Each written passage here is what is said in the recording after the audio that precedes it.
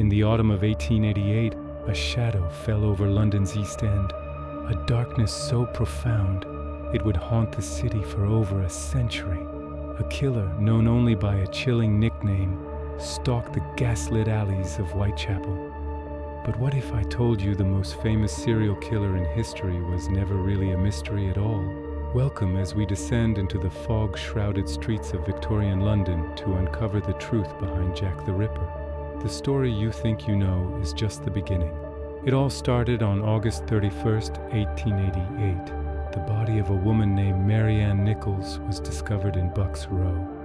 Her throat had been severed by 2 deep cuts, and her abdomen bore gruesome injuries.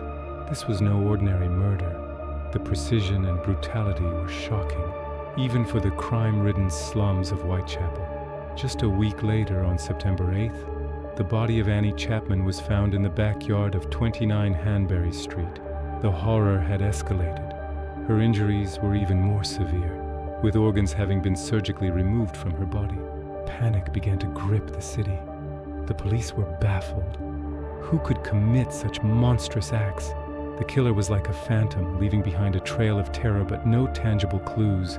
The newspapers, hungry for a sensational story, dubbed him the Leather Apron, a local bogeyman. But the real name, the one that would echo through history, was yet to come. On September 27th, the Central News Agency received a letter. It was written in red ink, taunting the police and boasting of the crimes.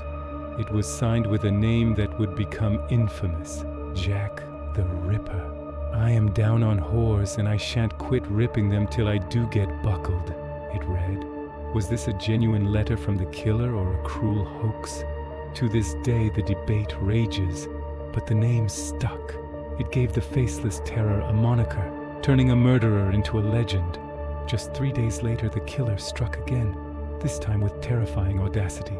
In the early hours of September 30th, a night that would become known as the double event, 2 women were murdered within an hour of each other. First, Elizabeth Stride was found in Dutfield's yard. It seemed the killer may have been interrupted, as her injuries were less severe than the others. But he wasn't finished. Less than an hour later, the mutilated body of Catherine Eddowes was discovered in Mitre Square, a part of the City of London, outside of the Whitechapel Police's jurisdiction. A portion of her kidney had been expertly removed. The killer was becoming bolder, more brazen, and seemingly unstoppable. The police were under immense pressure. Detectives from Scotland Yard, led by Inspector Frederick Aberline, descended on Whitechapel. They interviewed hundreds of people, followed countless leads, and patrolled the labyrinthine streets day and night. But the Ripper was always one step ahead.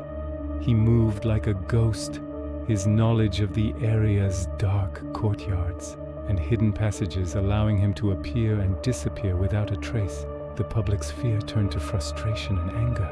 Vigilance committees were formed, with ordinary citizens taking to the streets, determined to catch the killer themselves. The social conditions of the East End were thrown into the harsh spotlight. The poverty, the desperation, the vulnerability of the women who worked the streets. It was a breeding ground for such a predator. And then came the most horrific crime of all. On the morning of November 9th, Mary Jane Kelly was found in her small room at 13 Miller's Court. The scene was beyond comprehension. The sheer savagery inflicted upon her was unlike anything seen before. It was the devastating climax of the Ripper's reign of terror. And after that, silence. The murders stopped as suddenly as they had begun. Jack the Ripper vanished back into the London fog from whence he came. He was never caught. His identity remains the greatest mystery in the history of true crime. But why? With hundreds of police officers on the case, how did he get away?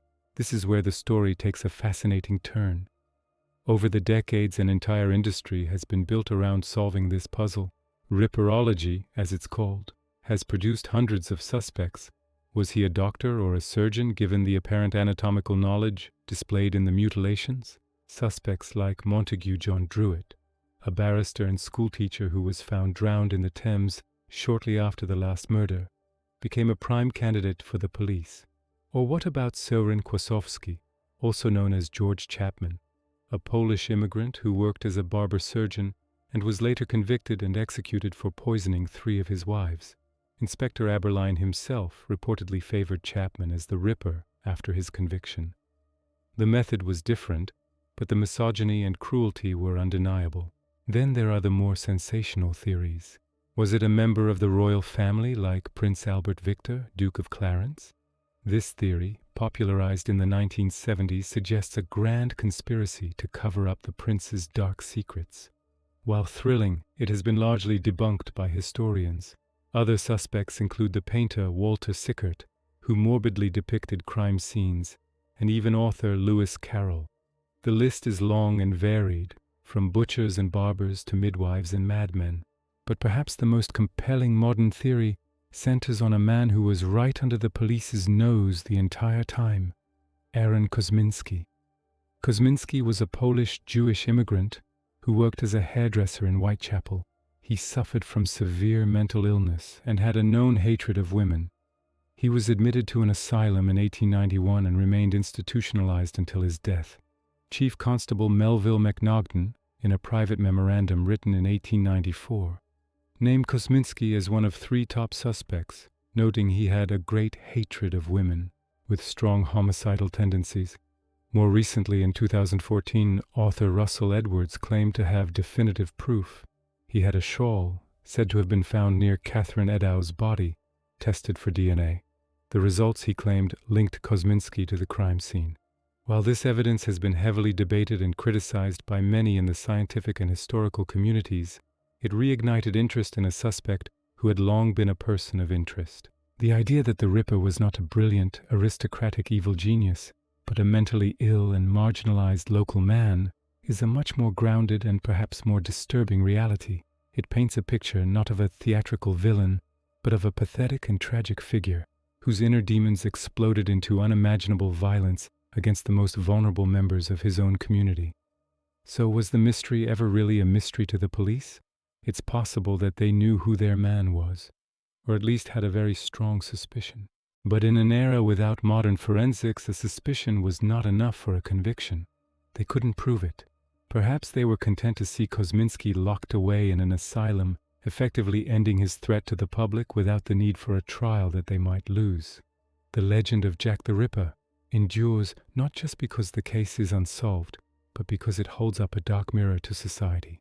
It exposed the stark inequalities of the Victorian era and the dangers faced by those living on the margins.